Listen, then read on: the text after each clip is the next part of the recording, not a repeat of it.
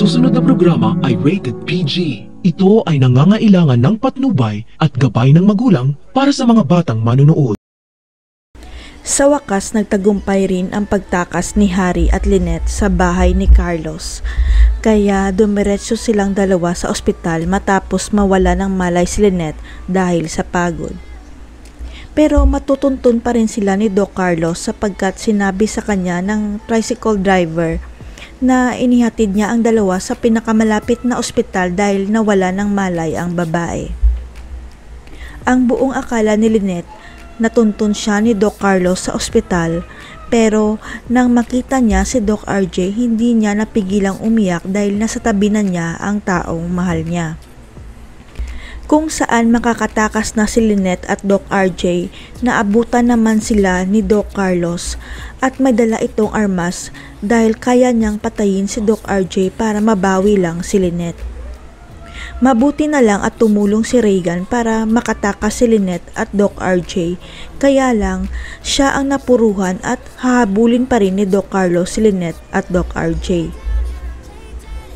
Hindi naman makapaniwala si Annalyn at Giselle sa isiniwalat ni Harry sa kanila na ang daddy niyang si Doc Carlos ang totoong pumatay kay Irene dahil sisirain nito ang buhay niya.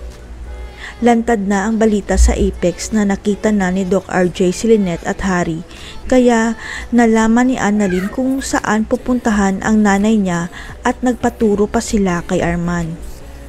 Kaya parang nabunutan ng tinik si Zoe nang malaman niya kay Doc Eula na niligtas ni Doc RJ si Lynette at pupunta sila sa Apex, pero ang inaalala pa ni Zoe kung nakita si Doc Carlos.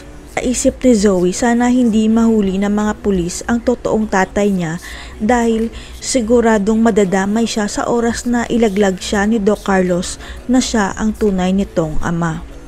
Hindi mapigilan ni Doc Eula ang inis niya kay Doc Carlos, kaya nasabi niya kay Zoe na sana mahuli na si Doc Carlos ng mga pulis at sana manlaban siya para mabaril na rin siya.